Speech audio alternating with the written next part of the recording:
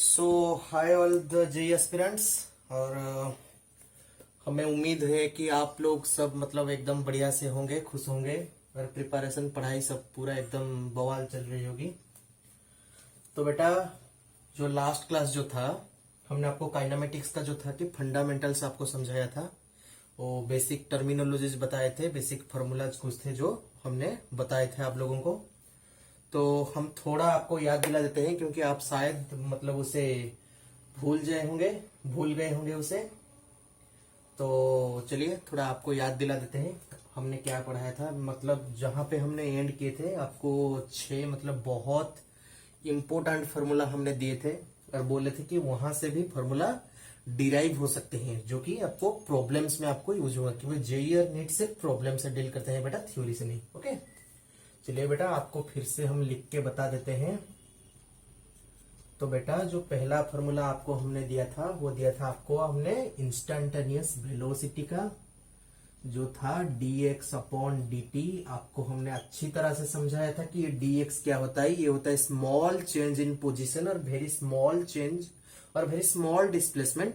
और जो टाइम जो होता है मतलब सम फ्रैक्शन ऑफ सेकेंड ये होता है, मतलब जो स्मॉल इंस्टेंटेनियस मतलब जो आपको क्या वेरी कम टाइम में जो आप ऑब्जर्व करते हो, मतलब वेरी लेस टाइम में जो आप ऑब्जर्व करते हो वो होता है इंस्टेंटेनियस। फिर आपको जो दूसरा फॉर्मूला क्या दिया था आपको, हमने दिया था कि एक्सीलरेशन इंस्टेंटेनियस दिया था जो कि होता है d v upon d t. जो डी वी होता है क्या होता है ना, very small change in velocity, और जो डी टी होता है very small change in time. तो बेटा यहां से हमने और एक फॉर्मूला यहां से डिराइव किया था, आपको पता है, क्योंकि ये जो d v by d t को हम ऐसे लिख सकते हैं d v upon d x into d x upon d t. तो बेटा ये जो d x upon d t होता है ना, ये तो भी इंस्टेंटेनियस होता है, तो ये हो गया v d v upon d x. तो बेटा ये होता है एक्सीलरेशन और डिस्प्लेसमेंट का जो रिलेशनशिप, ये equal to v d v upon d x. फिर बेटा आपको हमने 3 इक्वेशन ऑफ मोशंस भी बताए थे। जो पहला बताए थे आपको क्या, जो भी फाइनल होता है वो होता है यू इनिशियल और the initial velocity plus a T, ये आपको बताए थे। और इसके बारे में तो आप लोगों को तो पता होगा, शायद 9th या 10th क्लास में तो आपने मतलब इन सब चीजों से परिचित हो गए होंगे। तो v final equal to u plus a t. और दूसरा जो बताया था s equal to u t plus half a T square. बेटा ये भी बताया था हमने, ये जो दूसरा फॉर्मूला था इक्वेशन ऑफ मोशन का, s equal to u t plus half a T square. जो तीसरा फॉर्मूला था v square minus u square equal to 2as। बेटा ये तीनों फॉर्मूला आपको बताया था, फिर ये तीनों चीज आपको बताया था। बाकी सब बेसिक डेफिनेशन टर्मिनोलॉजी हमने सब आपको बता दिए थे अच्छी तरह से। ओके बेटा, अब चलिए आगे बढ़ते हैं।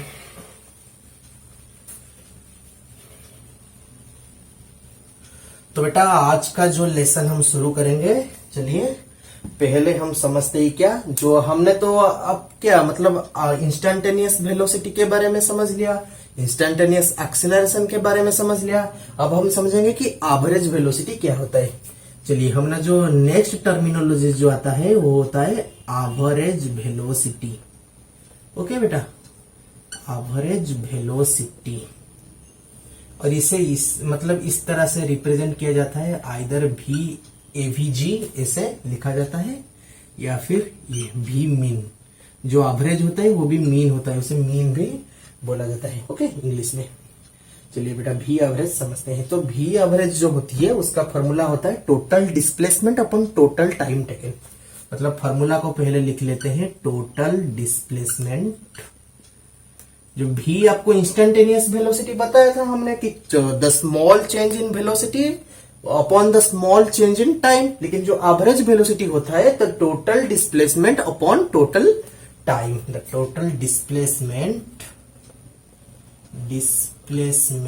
Upon total time. चलिए इससे हम थोड़ा एग्जाम्पल के जरिए समझते हैं। जो बच्चे नए नए अभी फ्रेशर्स आए हैं 11th के लिए, उन बच्चों के लिए बता रहा हूं कि कैसे हम इसे समझेंगे एग्जाम्पल के जरिए। चलिए ये हुआ आपका formula, the total displacement by total time. यहां पे हमने क्या लिख लिया, total time, total displacement upon total time. बेटा ये जो होता है ना, ये होता है एवरेज वेलोसिटी आपका। ओके, चलिए हम अभी एक एग्जाम्पल से समझते हैं। तो बेटा ये मान लीजिए कि ये है आपका घर, ये आपका होम हुआ और ये हुआ आपका मार्केट, मतलब बाजार हुआ। तो बेटा जो घर से जो बाजार तक आपने क्या किया, अपने साइकिल से हो या मोटरसाइकिल से आपने अपना सफर शुरू कर दिए। तो बेटा क्या हुआ कि देखिए मैं अभी इसको 4 मतलब पोर्शन में इसे डिस्ट्रीब्यूट कर लिया, सॉरी 3 पोर्शन में इसे डिस्ट्रीब्यूट कर लिया। ये एक पोर्शन, ये एक पोर्शन, ये एक पोर्शन। ओके, तो बेटा क्या हुआ कि जो t1 सेकेंड में मतलब t इक्वल टू 0 से आपने क्या किए थे कि घर से आपने बाइक लेकर शुरू किया था अपना जर्नी। तो t1 सेकेंड में क्या हुआ ना, आपने e दूर तय किया। तो ये अगर o ले लिए तो ये हो गया a, ये हो गया b और ये हो गया आपका c। ओके, तो अपना t इक्वल टू 0 में कहां थे, घर पे, जिसको हमने o से रिप्रेजेंट किया। तो t1 में आपने कहां तक पहुंच गए, आपने a तक पहुंच गए और ये जो a तक की जो डिस्प्लेसमेंट आपका हुआ वो हुआ s1। ओके, तो फिर अपने t2 सेकंड में क्या किए, जो a से b तक जो जर्नी किया आपने वो आपका डिस्प्लेसमेंट हुआ s2। फिर आपने b से c तक मतलब आपने बाजार तक जो फाइनल दूरी जो तय किया वो हुआ s3। तो बेटा आपको तो हमने बता दिया था कि आपका एवरेज वेलोसिटी से किसे निकल लिया जा सकता है। तो बेटा हमने बताया था कि जो टोटल डिस्प्लेसमेंट होता है अपन टोटल टाइम होता है। तो बेटा आपका टोटल डिस्प्लेसमेंट कितना हुआ, s1 plus s2 plus s3 upon the total time t1 plus t2 plus t3। समझ में आया ना बेटा, ये हुआ आपका एवरेज वेलोसिटी। ओके, ये हो गया आपका एवरेज वेलोसिटी। अब चलिए समझते हैं कि एवरेज एक्सेलरेशन क्या होता है। ओके, ये एवरेज वेलोसिटी हुआ। ओके, ठीक है। तो बेटा आप समझते हैं क्या कि एवरेज एक्सीलरेशन क्या होता है। एवरेज एक्सीलरेशन, हमें तो एवरेज वेलोसिटी के बारे में पता कर लिया, अब समझते हैं कि एवरेज एक्सीलरेशन, ये आपका टर्म हुआ एवरेज एक्सीलरेशन, ये आपका टर्म हो गया एवरेज एक्सेलरेशन। इसे भी बिल्कुल सेम टाइप के रिप्रेजेंट किया जाता है एवीजी, सॉरी ये इसे एवीजी और ए मीन, इसे ऐसे रिप्रेजेंट किया जाता है। ओके बेटा, एवीजी एवरेज एक्सेलरेशन। तो बेटा आपको हमने क्या बताया था कि जो इंस्टेंटेनियस एक्सेलरेशन जो होता है और very small time, small fraction of time में जो ऑब्जर्व किया जाता है वो क्या होता है, dv अपॉन dt होता है ना बेटा, जो very small change in velocity upon very small change in time, जो कि मतलब क्या इंस्टेंटेनियस होता है। तो बेटा जो एवरेज जो आ जाएगा ए एवरेज, तो ये आ जाएगा del v upon del t। तो बेटा समझते हैं कि ये del v upon del t क्या होता है। जो डेल v जो होता है ना, ये होता है नेट चेंज इन वेलोसिटी। ये del v net change in velocity, और बेटा जो डेल टी होता है net change in time. Okay, net change in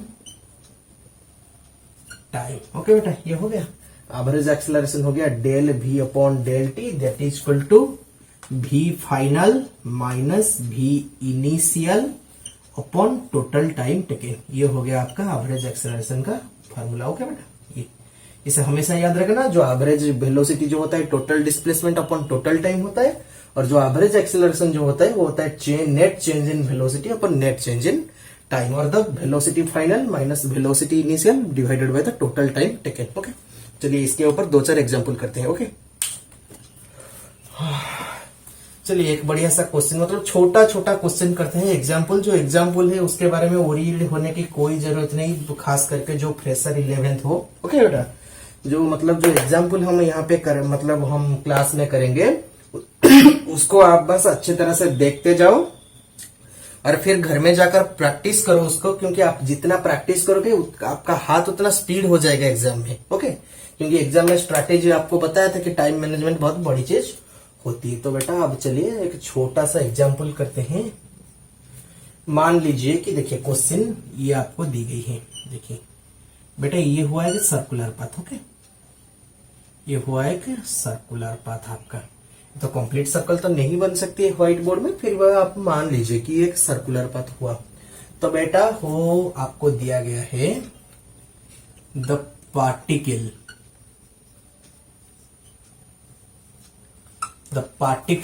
is moving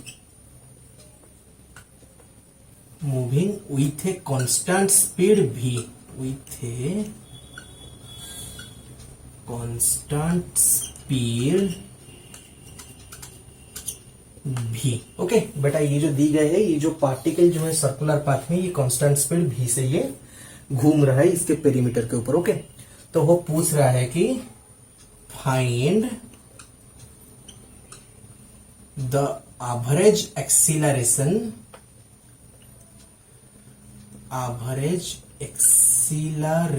acceleration को ऐसे रिप्रेजेंट किया जाता है बेटा, ए सी सी डॉट, उसका ऊपर एक एन को ले जाओगे। ओके ये एक्सीलरेशन को रिप्रेजेंट किया जाता है। Find the average acceleration when the particle moves bye an angle theta. अगर क्वेश्चन यहाँ पे आपको जो हैंडराइटिंग है आपको अच्छी तरह से दिखाई नहीं दे रहा है, तो आप क्या कर सकते हैं, हम तो क्वेश्चन जब भी मतलब पढ़ रहे हैं ना, हम जब लिख रहे हैं हम खुद भी उसको पढ़ रहे हैं, तो आप ध्यान से उसे लिख दीजिएगा। मतलब जो सब 11th के जो फ्रेशर बच्चों हो या फिर रिपीटर्स बच्चों के लिए भी ये क्वेश्चन मतलब रिवीजन के लिए भी बहुत क्या मतलब लाभदायक हो सकती है। तो आप मतलब हम तो क्वेश्चन मतलब क्या पुकार कर लिख रहे हैं, तो आप लोग वहां पे मतलब नोट कर लीजिएगा। ओके कोई प्रॉब्लम नहीं, या फिर अगर आप देख सकते हो तो वहां से मतलब आप डायरेक्ट लिख सकते हो। ओके कोई प्रॉब्लम नहीं। तो find the average acceleration when the particle moves bye an angle theta.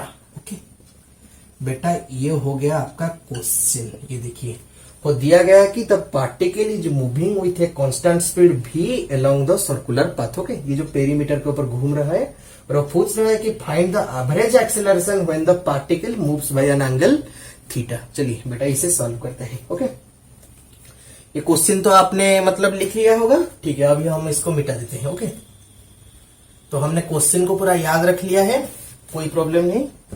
तो ये बोल रहा है कि जो कांस्टेंट स्पीड v से ये घूम रहा है। ओके पार्टिकल मतलब यहाँ पे होगा तो इसका वेलोसिटी इस दिशा में होगा v, यहाँ से होगा तो इस दिशा में होगा v। ओके यहाँ पे होगा तो इस दिशा में होगा v। मतलब जो स्पीड हो ना है ना उसका पूरा कांस्टेंट रह रहा है, v कहाँ पे भी चेंज नहीं हो रहा है। ओके बेटा चलिए तो वो बोल रहा है कि एवरेज एक्सेलरेशन निकालो जब वो थीटा एंगल को कवर कर रहा होगा। ओके तो मतलब हमने ले लिया कि सर्कुलर पाथ यहाँ पे हो जा जल्दी हो जा। हाँ सर्कुलर पाथ ये हो गया। तो ये हुआ मतलब मान लीजिए कि वहां से यहां तक हमने मान लिया ये सेंटर है, तो मान लीजिए कि बेटा ये थीटा हुआ। ओके ये जो एंगल हुआ ये हुआ थीटा। ओके ये एंगल को हमने रिप्रेजेंट किया थीटा। तो यहाँ पे पार्टिकल का वेलोसिटी इस तरफ मतलब टेंजेंशियल होता है ना बेटा, तो ये हो गया v, तो फिर यहाँ पे हो गया इस तरफ v। तो आपको हमने क्या बताया था, जो एवरेज एक्सेलरेशन बेटा होता है वो होता है net change in velocity upon net change in time. Okay तो यहाँ पे हम लिखेंगे कि जो a मीन और a एवरेज होता है वो होता है del v upon del t, net change in velocity upon net change in time. तो बेटा हम डेल v को क्या लिख सकते हैं, ये देखो आपने तो मतलब मैथमेटिक्स में भी इसको पढ़ा होगा, वेक्टर्स में भी। ये देखिए ये यहाँ पे v है और यहाँ पे भी v है और उसके एंगल जो थीटा है, तो डेल v को ऐसे रिप्रेजेंट किया जा सकता है ना बेटा, v square plus v square minus 2v square cos theta, ऐसे रिप्रेजेंट, क्योंकि v1 square plus v2 square minus 2v1 v2 cos theta. लेकिन यहाँ तो बेटा उन्होंने क्वेश्चन तो पहले मतलब आपको मेंशन कर दिया है कि कांस्टेंट स्पीड v है, मतलब v1 equal to v2 equal to v हो जाएगा। Okay v2 equal to v हो जाएगा, ये हो जाएगा del v upon del t. Okay तो ये हो गया 2v स्क्वायर, तो कॉमन ले, क्योंकि ये v square plus v square 2v square minus 2v square cos theta, तो 2v स्क्वायर हमने क्या किया कि बाहर निकल लिया, तो ये हो गया 1 minus cos theta upon del t. तो बेटा आपको तो पता है 1 माइनस कॉस थीटा होता है 2 साइन स्क्वायर, बेटा इसका रूट ओवर। ओके इसका रूट ओवर हो जाएगा।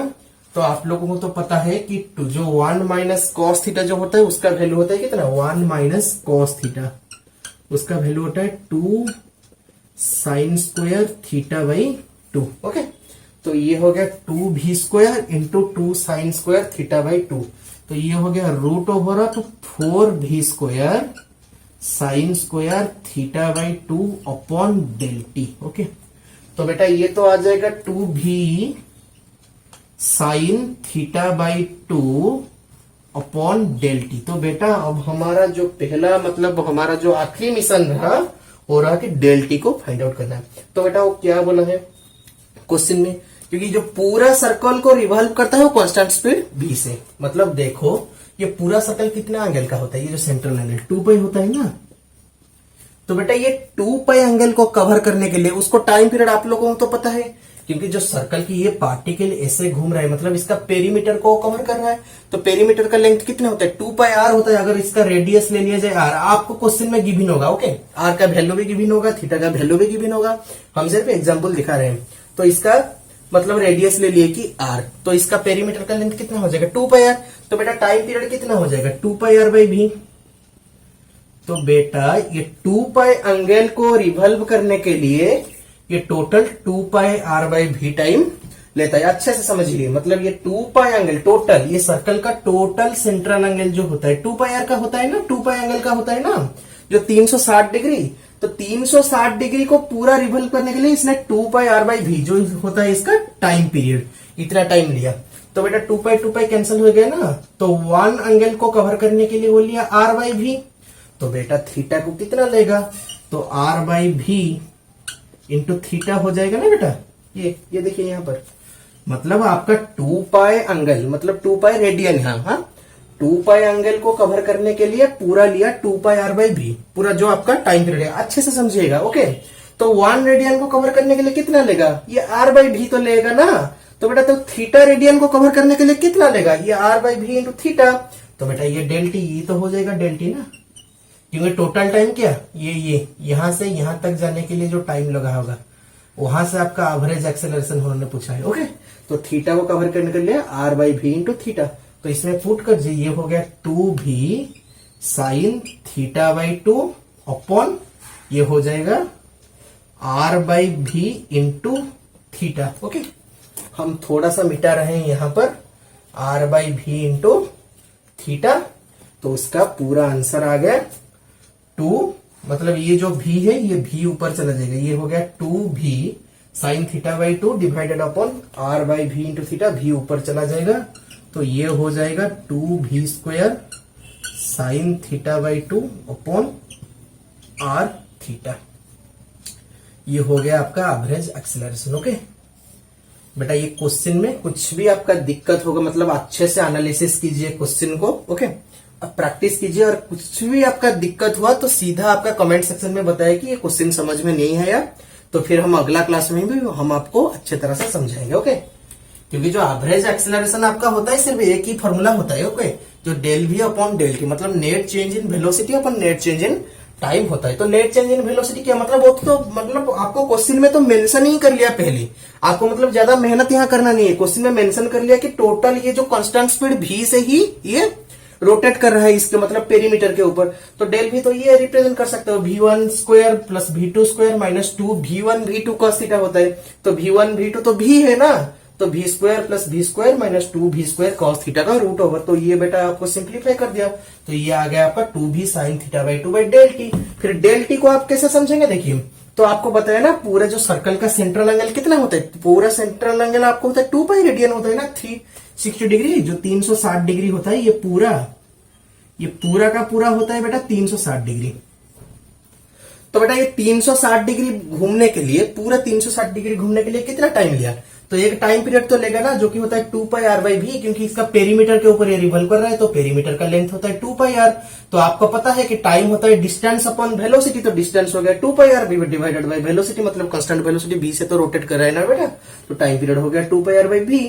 तो 1 रेडियन को कवर करने के लिए लेगा r बाई v, क्योंकि यहाँ 2 पाई कैंसिल हो गया, r बाई v। तो थीटा रेडियन को कवर करने के लिए लेगा r by v into theta, जो कि होता है आपका डेल टी। ओके, बेटा मुझे लगता है कि आपको अच्छी तरह से समझ में आ गई होगी। अगर नहीं आया है तो फिर भी कमेंट सेक्शन में बताएं, हम अगली क्लास में और भी अच्छी तरह से आपको बताएंगे। ओके, चलिए आगे बढ़ते हैं। ये हो गया आपका एवरेज एक्सीलरेशन वाला एक प्रॉब्लम। ओके, चलिए एक एवरेज वेलोसिटी वाला क्वेश्चन एक करते हैं। एवरेज वेलोसिटी वाला क्वेश्चन, एवरेज एक्सीलरेशन मतलब पूरा एग्जाम्पल से समझ में आ गया ना बेटा? अगर नहीं आया होगा तो कमेंट सेक्शन में फिर से बताएगा। आप जितना बार पूछोगे हम उतना बार ही आपको सॉल्व करके देंगे। ओके, कोई मतलब चिंता करने की कोई बात नहीं, अच्छे से पूरा पढ़िए। अब एवरेज मतलब जो आपका एवरेज वेलोसिटी के ऊपर एक क्वेश्चन सॉल्व करते हैं, एक अच्छा से एग्जांपल करते हैं। ओके, सेम टाइप का एग्जांपल आएगा, कोई बात नहीं। चलिए, तो बेटा आपको क्वेश्चन में दिया है, देखिए उसी टाइप का क्वेश्चन, ये एक सर्कुलर पाथ दी गई है। ओह, ये तो सर्कुलर नहीं हुआ, ये तो एलिप्टिकल हो गया, बैंड बज गया फिगर का, कोई बात नहीं। ये देखिए, ये बेटा दी गई है आपको एक सर्कुलर पाथ। अब कंसीडर कीजिएगा सर्कुलर पाथ है, मतलब पूरा फुल सर्कल तो बनाना मुश्किल है, मतलब ये व्हाइट बोर्ड के ऊपर, फिर भी हम कोशिश कर रहे हैं। ये चलो, ये हो गया, सॉरी, ये हो गया कि फुल सर्कल एक हो गया बेटा। ओके, को दिया है कि जो सर्कुलर पाथ है ना उसका रेडियस है आर। ओके बेटा, उसका रेडियस दे दी गई है आर, रेडियस आर दे दी गई है।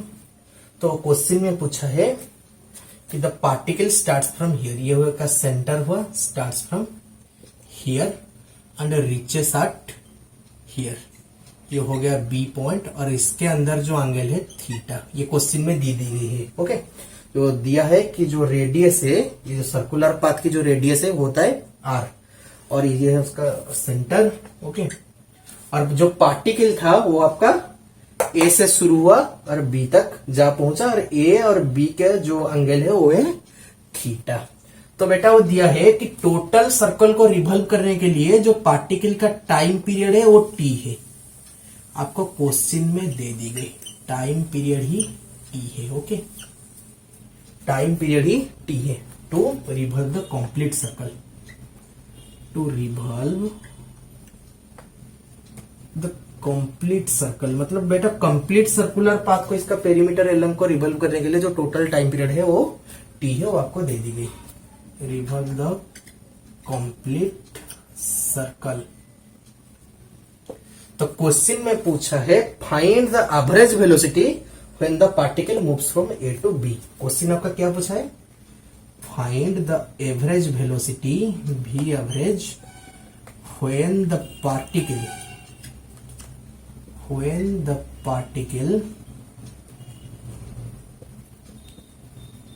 moves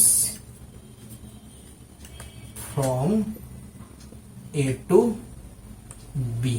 ये आपका क्वेश्चन में बेटा दे दी गई है, वो पूछा है क्योंकि इसका जो रेडियस है वो आर, तो ऑलरेडी दे दिया है बेटा। और फिर पूछा है जो टाइम पीरियड है, टोटल सर्कल को रिवॉल्व करने के लिए जो आपका टाइम पीरियड लगता है पार्टिकल को, वो लगता है टी। तो पूछा है कि जो ये जो थीटा एंगल, मतलब ए से बी, मतलब ये थीटा एंगल को कवर करने के लिए जो पार्टिकल का एवरेज वेलोसिटी कितना होगा। बेटा इसमें थोड़ा फिगर करेंगे, क्वेश्चन तो आपने लिख लिया होगा, तो क्वेश्चन को हम मिटा देते हैं। क्वेश्चन हमारे पूरा याद है, चलिए थोड़ा फिगर से समझाते हैं आपको। ओके, चलिए ये बेटा देखिए यहाँ पे, ये देखिए सर्कुलर पाथ, तो अब थोड़ा बड़ा वाला, मतलब अच्छे से आप समझ पाएंगे। ओके, ये थोड़ा बड़ा वाला सर्कल ले ले, और ये एक परफेक्ट सर्कल हुआ है, मेरे हिसाब से बहुत परफेक्ट सर्कल है, इससे परफेक्ट मैं तो बना नहीं सकता।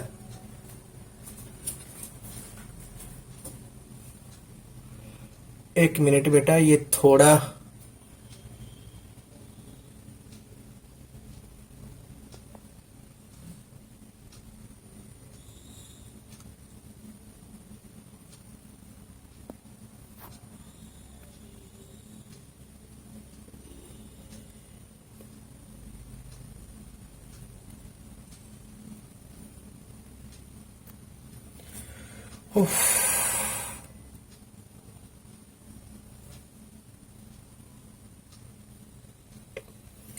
माफ करना बेटा, थोड़ी टेक्निकल एरर हो गई थी फोन में, तो ये कोई बात नहीं।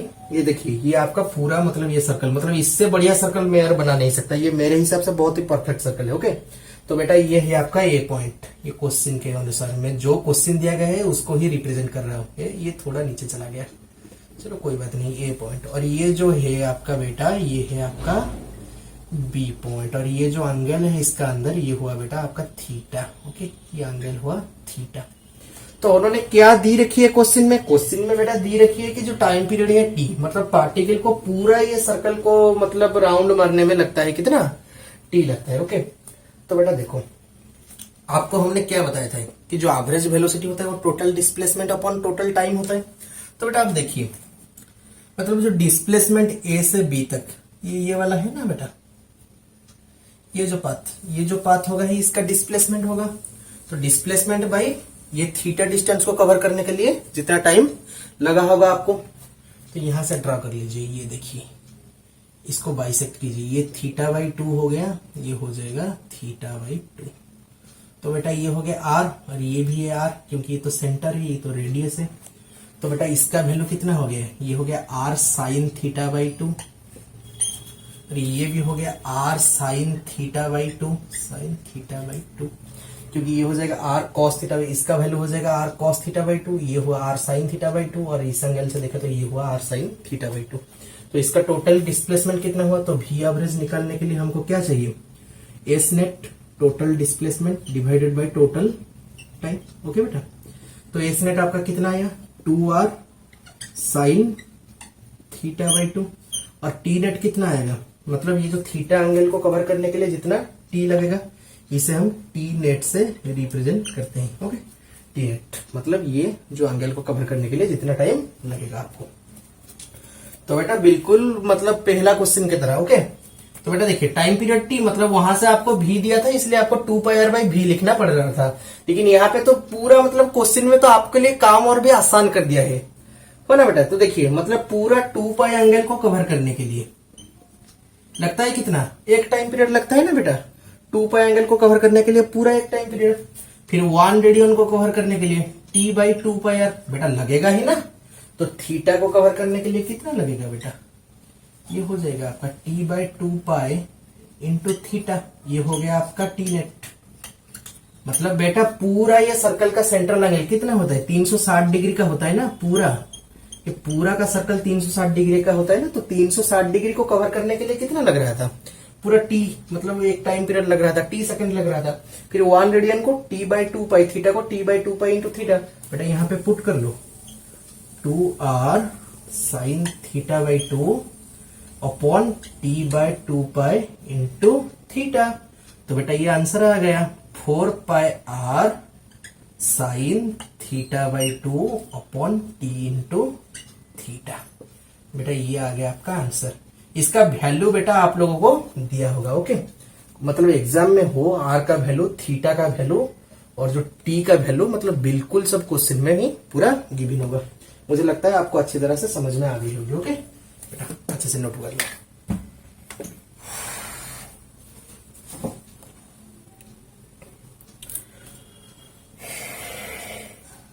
तो बेटा चलिए नेक्स्ट क्वेश्चन को चलते हैं। मतलब मुझे लगता है आपको अच्छी तरह से समझ में आ गए होगी ये क्वेश्चन। ओके, ये बेटा क्योंकि ये क्वेश्चन पहला वाला से आसान था। पहला वाला में आपको मतलब वेलोसिटी दे दिया था।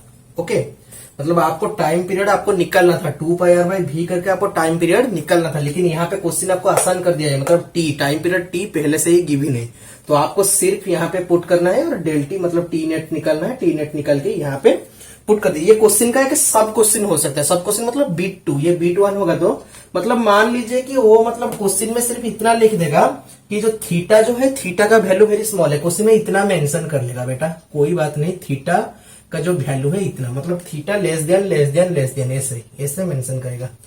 कोई बड़ी बात भी नहीं है उसमें, थीटा लेस देन ऐसे मेंशन कर देगा कि थीटा का जो वैल्यू है बहुत स्मॉल है। तो बेटा आप लोगों ने तो पढ़े होंगे, जो 11th क्लास के बच्चों भी है, मतलब 11th के बच्चों जो फ्रेशर है वो लोगों को तो पता नहीं है। चलिए फिर हम छोटा सा फॉर्मूला से देते हैं। बेटा आपको लिमिट चैप्टर में तो याद होगा, लिमिट चैप्टर में आप क्या लिखते हो? मतलब limit theta tends to 0, theta tends to 0 sine theta upon theta का वैल्यू बेटा कितना होता है? 1 होता है ना। नहीं मतलब जब थीटा का वैल्यू जब वेरी स्मॉल होता है, वेरी स्मॉल, ओके, तो sine theta equal to theta होता है। That implies when limit theta tends to 0 हो जाता है, sine theta is nearly equivalent to theta हो जाता है। ओके, तो वहां पे जो आंसर आपका आया था ना 4 पाई आर, आपका आंसर इतना आया था sign theta by 2 upon T theta. तो बेटा जो थीटा का वैल्यू जब स्मॉल हो जाएगा तो साइन थीटा का value nearly equivalent to theta, तो साइन थीटा बाई 2 का वैल्यू भी nearly equivalent to theta by 2। तो यहाँ पे सिर्फ पुट करना है आपको 4 pi R into theta by 2 upon T theta. तो थीटा थीटा कैंसिल हो जाएगा, ये 2 मतलब 2 4 को ऐसे कैंसिल करके 2 कर देगा, तो इसका जो आंसर आ जाएगा 2 पाई आर बाई टी। जो बेटा 2 पाई आर बाई टी होता है ना, इसका वेलोसिटी होता है, लेकिन क्वेश्चन में आपको ये मेंशन नहीं किया गया। ये हो जाएगा उसका वेलोसिटी एवरेज। ओके, क्वेश्चन में अगर ये कंडीशन मतलब दी गई होगी, मतलब थीटा का वैल्यू जब वेरी वेरी स्मॉल होगा, तो आपको ये फॉर्मूला पता है। और टैन थीटा के लिए भी ये मतलब एप्लीकेबल है।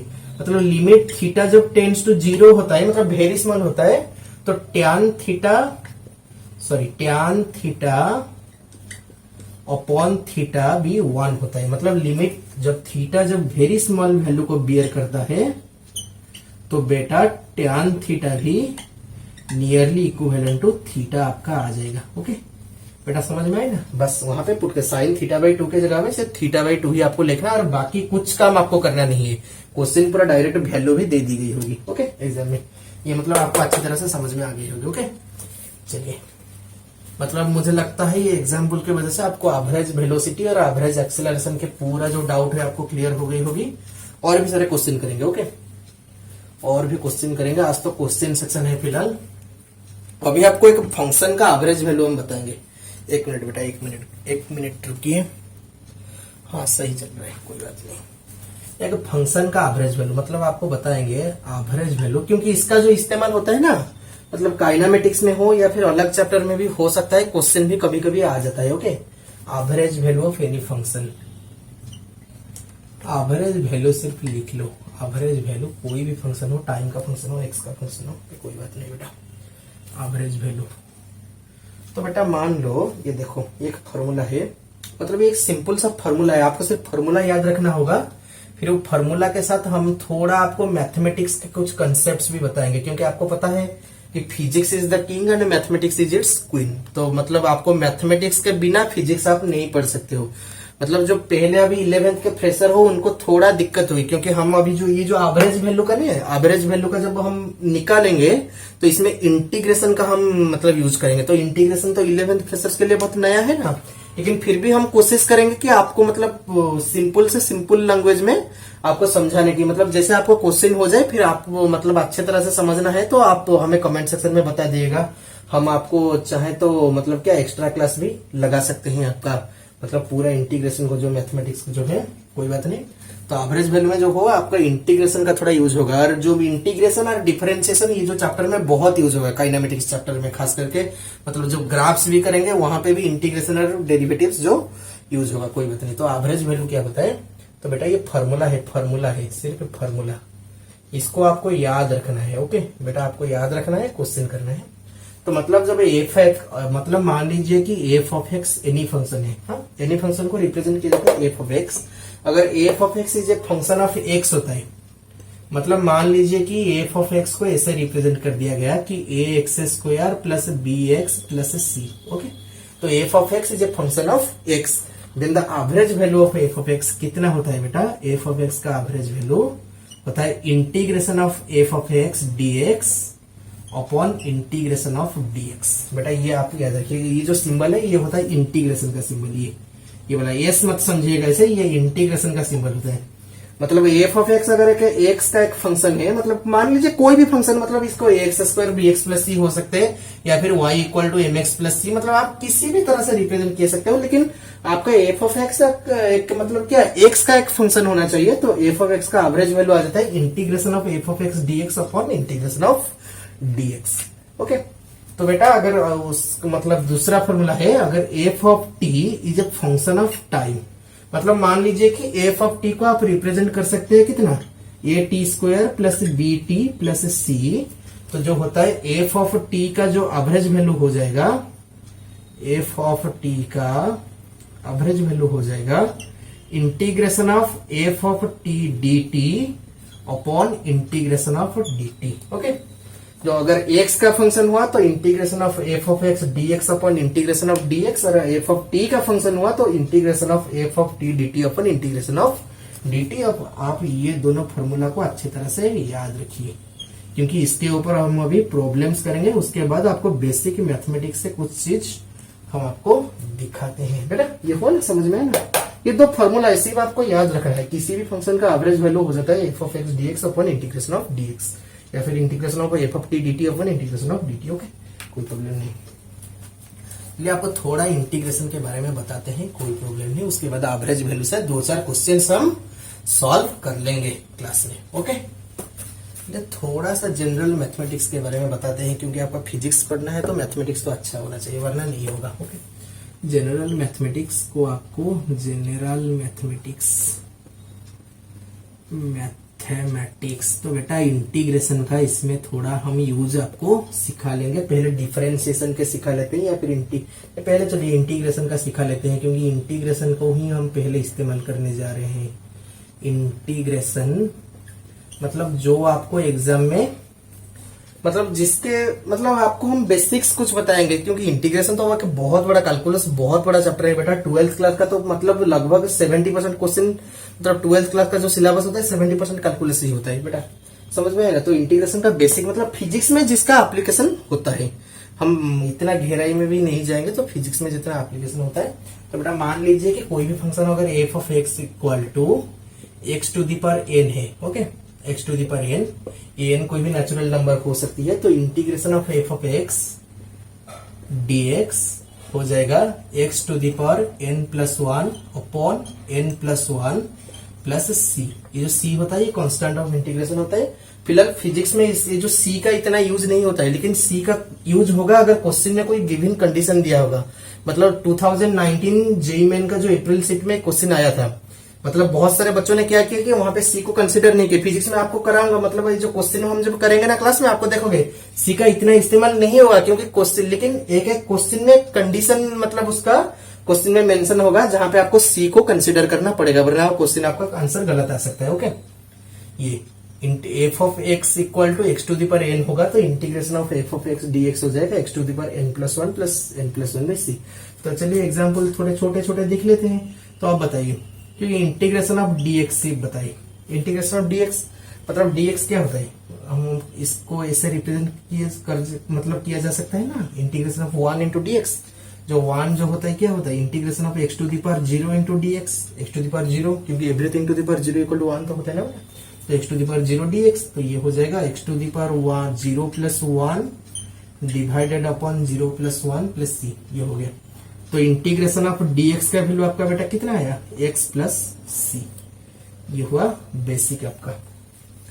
फिर अब आप खुद ट्राई कीजिएगा। ओके, आप खुद ट्राई कीजिएगा। ये देखिए यहाँ पे integration of X square DX आपको अगर दी मतलब क्वेश्चन में मेंशन की गई होगी, तो एक्स स्क्वायर डीएक्स, तो ये क्या हो जाएगा कि X to the power 2 plus 1 upon 2 plus 1 plus C, तो ये हो जाएगा X cube upon 3 plus C. Okay, तो बेटा अगर ये क्वेश्चन में ऐसे आपको दिया गया होगा कि X square plus 5x plus 6 DX का इंटीग्रेशन आप निकालो। ओके, ये फिजिक्स में मतलब ई तरह का क्वेश्चन आपका ज्यादा इस्तेमाल होगी फिजिक्स में, जनरल काइनेमेटिक्स में जब हम प्रॉब्लम सॉल्व करेंगे इंटीग्रेशन में X square plus 5x plus 6 DX. तो बेटा पहला लाओगे आप, मतलब इसको इंटीग्रेशन जो होता है वो मतलब आपका देखो यहाँ पे एक्स स्क्वायर डीएक्स। ओके, ये हो गया X square DX plus integration of 5x DX plus integration of 6 DX. तो बेटा एक्स स्क्वायर डीएक्स का इंटीग्रेशन आपका हो जाएगा एक्स क्यू बाई 3 प्लस जो 5 है कांस्टेंट टर्म, 5 को बाहर आप निकाल दीजिएगा, 5 कांस्टेंट टर्म है, तो इंटीग्रेशन ऑफ एक्स डीएक्स हो जाएगा x square by 2 plus 6 constant term है 6x प्लस सी। ओके, इसका वैल्यू इतना आ जाएगा, ये याद रखिएगा आप। ओके, ये मतलब जो कांस्टेंट टर्म है उसको बाहर निकल के फेंक देगा आप, वो कांस्टेंट टर्म को यहाँ पे रख लीजिएगा। फिर ये जो x वाला जो पार्ट है ये 6 को बाहर निकाल दीजिएगा। dx तो dx का इंटीग्रेशन आपको बताया था, x टू द पावर 0 का इंटीग्रेशन सिर्फ x होता है। तो ये हुआ x³/3 plus 5x²/2 plus 6x plus c। तो बेटा डेफिनेट इंटीग्रेशन मतलब आपका जो क्वेश्चन जो आएगा ना काइनेमेटिक्स में वो जनरल डेफिनेट इंटीग्रेशन आएगा, जहां पे एक पर्टिकुलर वैल्यू दे दी गई होगी। मतलब मान लीजिए कि integration of ax plus b ax² plus bx plus c की हम कर रहे हैं, और जिसका इंटीग्रेशन का लिमिट दे दी गई है आपको। मतलब मान लीजिए कि t1 से t2। ओके, तो t1 जो होता है ना, इसको मतलब हम क्या बोलते हैं, lower limit of integration. Okay, इसको बोलते हैं लोअर लिमिट। ये लोअर लिमिट हुआ, और जो t2 हुआ ये हो गया आपका अपर लिमिट। बेटा ये t2 हो गया अपर लिमिट, ये हो गया लोअर लिमिट। थोड़ा सा मिटा देते हैं इसको। तो बेटा आपको तो इंटीग्रेशन करना है, आपको तो सिखाया कैसे इंटीग्रेशन तो आपको करना है। बस इंटीग्रेशन करने के बाद आपको सिर्फ वैल्यू, लिमिट का वैल्यू पुट करना है। ये देखिए, ये हो गया, पहले आया integration of ax² dx। Okay, ax² dx। फिर बाद में आएगा इंटीग्रेशन ऑफ bx dx, फिर इंटीग्रेशन ऑफ c dx। तो बेटा लिमिट तो यहाँ पे दे दी गई है t1 से t2 तक, यहाँ पे t1 से t2 तक, यहाँ पे t1 से t2 तक। तो बेटा ये एक कांस्टेंट टर्म है ना, तो कांस्टेंट टर्म को मैं क्या बोला था, बाहर के निकल के फेंक दीजिएगा।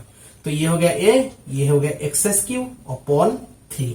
तो बेटा ये जो x³ हुआ ना, इसको एक ब्रैकेट में इसे आप मतलब एक स्क्वायर ब्रैकेट के अंदर इसे आप रख दीजिए। फिर वहां पे लिमिट पुट कीजिए t1 से t2 तक। फिर बेटा b जो है कांस्टेंट टर्म इसे मतलब निकाल दीजिए, b/2 x², क्योंकि ये x dx का इंटीग्रेशन हो जाएगा x²/2, तो मैंने लिख लिया b/2 x²। तो बेटा ये हो जाएगा आपका t1 से t2 तक, प्लस c dx का इंटीग्रेशन हो जाएगा cx। फिर बेटा हो जाएगा t1 से t2 तक। तो बेटा ये हो जाएगा a3। इसमें याद रखिएगा यहाँ पे मतलब ये ब्रैकेट के अंदर है x³ और ब्रैकेट का लिमिट जो है वो t1 से t2 तक इंटीग्रेशन का लिमिट। तो इसमें मतलब ये x के जगह मतलब इस ब्रैकेट के अंदर जो भी होगा उसके जगह में इसको पुट कीजिएगा। पहले किसको, हायर लिमिट को और अपर लिमिट को। ये हो गया t2q माइनस t1q। ओके, ये x³ है और इसका लिमिट जो दिया गया है t1 से t2 तक। तो आपको क्या करना है, a/3 इसको पहले इसके जगह में पहले अपर लिमिट को पुट कीजिएगा, फिर इसके जगह में लोअर लिमिट को पुट कीजिएगा, उसके मतलब क्या सब्सट्रैक्शन कीजिएगा। a t2q minus t1q plus ये बेटा ये हो जाएगा b/2 t2² माइनस t1²।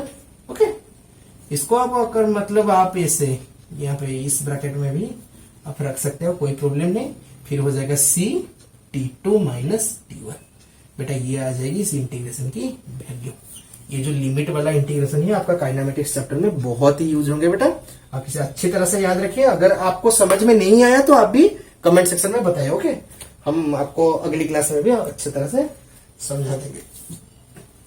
तो ये हो गया बेटा इंटीग्रेशन। चलिए अभी और एक वेराइटी का हम देख लेते हैं। ये हो गया बेटा।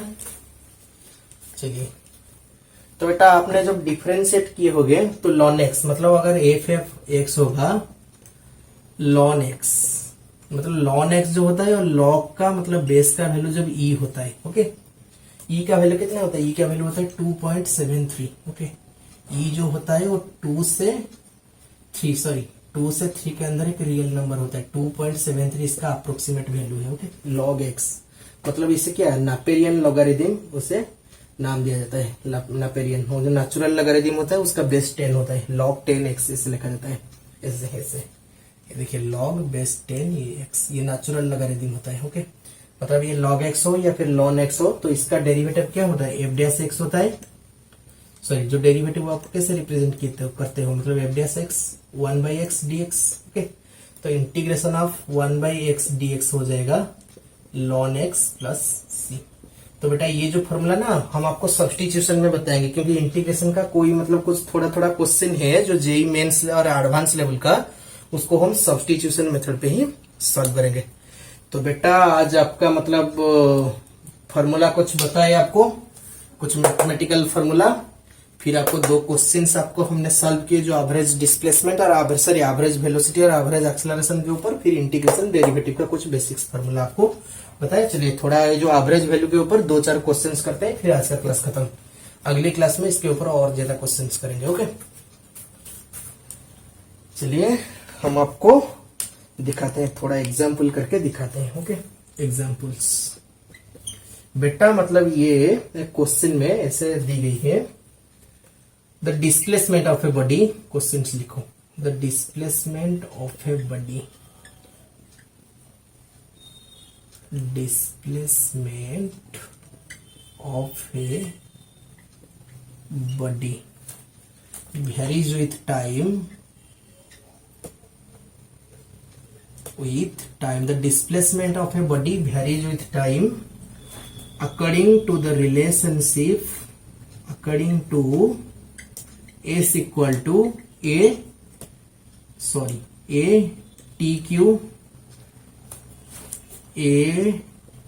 TQ plus BT square plus CT plus D। Okay, तो डिस्प्लेसमेंट ऑफ ए बॉडी हो टाइम से कितना, मतलब कौन सा रिलेशन से वेरी करे, ATQ plus BT square plus CT plus D।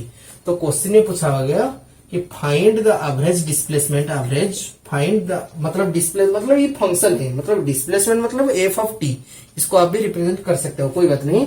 Average from 0 to T, from 0 to capital T। Okay, तो आपको हमने क्या बताया था कि एवरेज वैल्यू पूछा गया, तो आपको तो एक फॉर्मूला, मतलब आंख बंद करके आप उस फॉर्मूला को आप अप्लाई करोगे। तो क्या करोगे, तो इंटीग्रेशन ऑफ ए से dt upon integration of dt 0 से t, ये हो गया बेटा 0 से t हो गया ना। नहीं, आपको तो अभी तो मतलब पहले 5 मिनट पहले ये फॉर्मूला बताया था, फिर एग्जाम्पल करके इतना लिखा, क्या हुआ। तो integration of S dt upon integration of dt, तो बेटा इंटीग्रेशन ऑफ एस dt की जगह पुट कीजिए ATQ plus BT square plus CT plus D, हो गया dt upon integration of dt, ये हो गया 0 से t, ये हो गया 0 से t। तो बेटा हम सीधा कर रहे हैं, तो ये हो गया A T fourth upon fourth, इसका जो 0 से t ऊपर वाला का, B बाई 3 TQ, ये हो गया 0 से t plus C by 2 T square 0 से t, फिर हो गया D T, ये हो गया 0 से t, और dt का इंटीग्रेशन आ जाएगा t 0 से t। तो बेटा यहाँ पे आपको सिर्फ वैल्यू पुट करना है, कोई बात नहीं, सिर्फ वैल्यू आपको पुट करना होगा। ये इतना तक तो हो गया, आपको वैल्यू सिर्फ पुट करना होगा। ये हो जाएगा a by fourth into T fourth plus b by 3 into T Q, क्योंकि बेटा यहाँ पे अपर लिमिट कितना है, अपर लिमिट है t, लोअर लिमिट है 0। तो आपको मैंने क्या बताया था, इसके अंदर जो मशीन है सिर्फ इस, मतलब इस इंग्रेडिएंट को इस मशीन में सिर्फ डालना है, आपको और कुछ नहीं करना पड़ेगा। ये टी फोर्थ की जगह आप लिखेंगे कैपिटल T फोर्थ माइनस 0 का फोर्थ, तो बेटा 0 ही होता है ना, और तो कुछ नहीं होगा। ये हो गया b by 3 TQ plus C by 2 T square plus DT upon T, तो डिवाइड कर लेंगे तो a by 4 TQ plus B by 3 T square plus C by 2 T plus D, ये हो गया बेटा इसका एवरेज वैल्यू। ओके बेटा, ये हो गया आपका एवरेज वैल्यू इस फंक्शन का। ओके, तो अच्छी तरह से नोट कर लीजिएगा बेटा, पूरा बिल्कुल अच्छे से नोट कीजिए, कोई प्रॉब्लम नहीं। हाँ तो बेटा, तो आपको एवरेज वैल्यू का जो हमने बताया तो समझ में आ गई होगी। तो चलिए अब थोड़ा इम्पोर्टेंट, मतलब कुछ इम्पोर्टेंट फंक्शन के एवरेज वैल्यू के बारे में पता करते हैं। तो बेटा जो साइन, मतलब आपको इससे अगर दी गई होगी क्वेश्चन, जो F of T is a function of sine T. Okay, sine omega T, मान लीजिए कि sine omega T sine theta, ये आपको SHM वेब चैप्टर में आपको अच्छी तरह से समझाएंगे कि थीटा ओमेगा टी कैसे होता है।